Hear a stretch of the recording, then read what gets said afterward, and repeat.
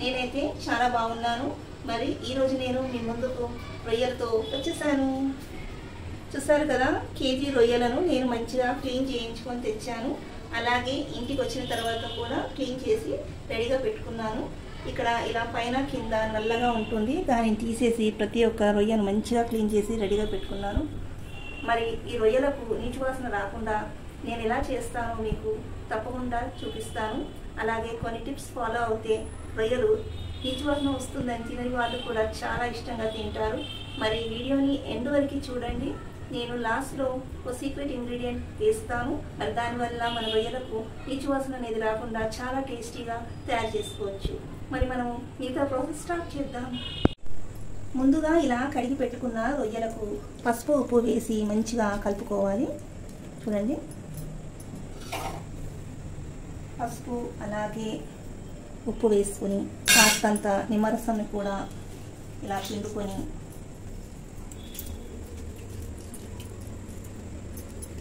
రొయ్యలకు బాగా పట్టించాలి.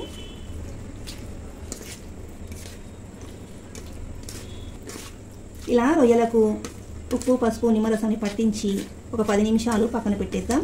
ఆ తర్వాత నెక్స్ట్ ప్రాసెస్ చూపిస్తాను. 10 నిమిషాల తర్వాత స్టవ్ ఆన్ చేసుకోవాలి. ప్యాన్లో ఇందాక మ్యారినేట్ చేసుకున్న రొయ్యలను వేసుకోవాలి. నూనె వేయాల్సిన అవసరం లేకుండా రొయ్యలను మంచిగా ఉడికించుకోవాలి. రొయ్యల్లో ఉన్న వాటర్లోని రొయ్యలంతా మంచిగా ఉడికిపోయి వాటర్ అంతా ఎగిరిపోయేంత వరకు ఉడికించాలి. ఆ తర్వాత నెక్స్ట్ ప్రాసెస్ చూపిస్తాను. నిమిషం తర్వాత మూత తీసి చూడండి, రొయ్యల్లో నుంచి వాటర్ అంతా బయటకు వచ్చింది. ఇదే వాటర్లో రొయ్యలను మంచిగా ఉడికించుకొని వాటర్ అంతా ఇంకిపోయేంత వరకు ఉడికించుకోవాలి. ఉడికించుకున్న తర్వాత చూద్దాం. కర్రీలోకి టమాటా పోస్తున్నాను. చూడండి, రొయ్యలు మంచిగా ఉడికిపోయాయి. రొయ్యల్లో ఉన్న వాటర్ అంతా ఇంకిపోయింది. ఇప్పుడు స్టవ్ ఆఫ్ చేసుకొని రొయ్యలను ఒక ప్లేట్లో తీసి పెట్టుకోవాలి. నెక్స్ట్ ప్రాసెస్ స్టార్ట్ చేద్దాం. ముందుగా స్టవ్ వెలిగించుకొని అందులో 1 టేబుల్ స్పూన్ ఆయిల్ వేసుకోవాలి. ఆయిల్ వేడయ్యింది. ఇప్పుడు అందులో 1/2 టీ స్పూన్ వరకు సాజీరా, అలాగే 2 లవంగాలు, ఒక బిర్యానీ ఆకు కూడా వేసుకోండి, బాగుంటుంది ఫ్లేవర్. ఇప్పుడు అందులో ఒక 3 పచ్చిమిరపకాయలను వేయండి.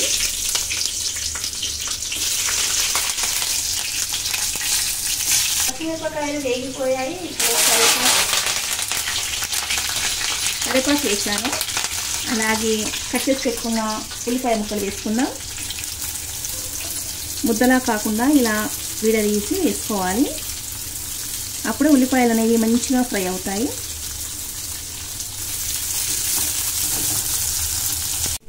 చూడండి, ఆనియన్స్ కలర్ మారాయి కాస్త.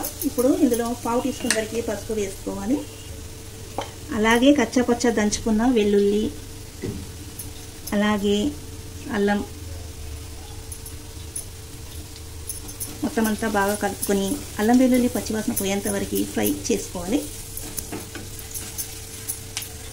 ఇలా నిమిషం వరకు ఫ్రై చేసుకున్నాక ఇందులో కట్ చేసి పెట్టుకున్న టమాటా వేసుకోవాలి. టమాటా ఆప్షనల్, మన ఇష్టం.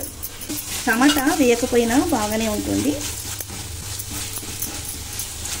టమాటా మెత్తబడేంత వరకు మగ్గించుకోవాలి. టమాటా మగ్గిపోయింది. ఇప్పుడు ఇందులో కూరకు సరిపడా కారం అలాగే ఉప్పు వేసుకోవాలి.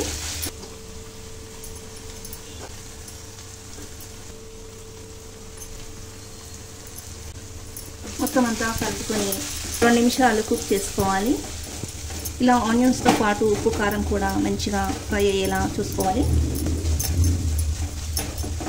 అప్పుడే కూరకు మంచి టేస్ట్ అనేది వస్తుంది. ఉడికించుకున్న రొయ్యలు వేసుకోవాలి.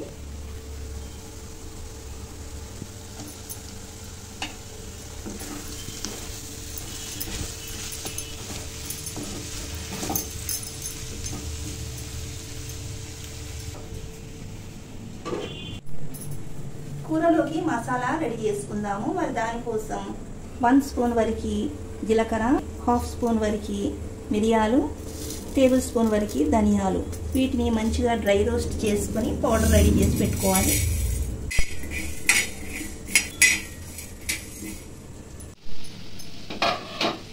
2 నిమిషాల తర్వాత మూత తీసి కూరలో సరిపడా వాటర్ పోసుకోవాలి.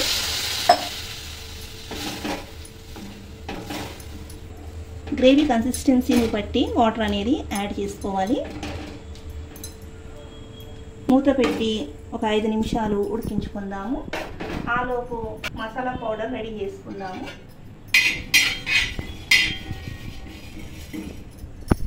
రొయ్యల కూరలోకి మసాలా పౌడర్ రెడీ చేసుకున్నాము. చూడండి, మరి ఫైన్ పౌడర్లా కాకుండా ఇలా బరకగా దంచుకోవాలి. అప్పుడే కర్రీకి మంచి టేస్ట్ అనేది వస్తుంది. మరి 3 నిమిషాల తర్వాత మూత తీసి చూద్దాం. ఇందులో మనం తయారు చేసుకున్న మసాలా పౌడర్ వేసేయాలి. ఇదే అండి సీక్రెట్ ఇంగ్రీడియంట్. కర్రీకి మంచి టేస్ట్ వస్తుంది, నీచు వాసన అనేది లేకుండా. మూత పెట్టి ఇంకొక 3 నిమిషాలు ఉడికించుకుందాము.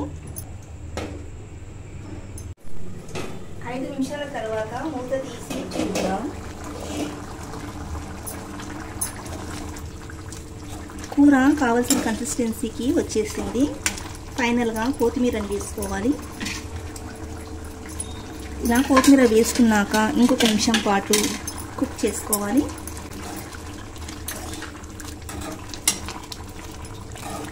చూసారా, గ్రేవీ కన్సిస్టెన్సీ ఇప్పుడు ఇలా ఉంది కదా, కానీ చల్లబడ్డాక చిక్కబడుతుంది.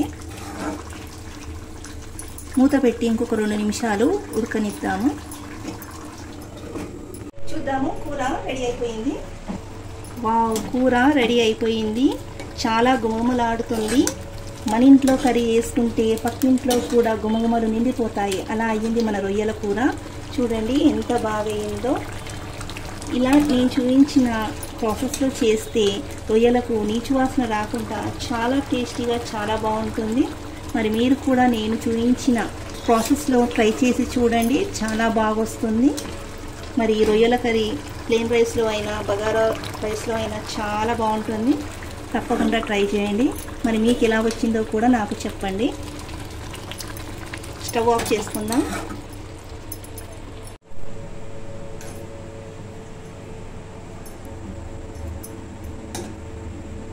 రొయ్యల కర్రీ చాలా బాగా కుదిరింది. చూసారా ఫ్రెండ్స్, ఎంత ఈజీగా తక్కువ టైంలో చాలా టేస్టీగా రొయ్యల కూర తయారు చేసుకున్నాము. మరి నేను చేసిన ఈ రొయ్యల కర్రీ మీకు నచ్చితే తప్పకుండా మన ఛానల్ని లైక్ చేసి అలాగే సబ్స్క్రైబ్ చేసుకోండి. Thanks for watching.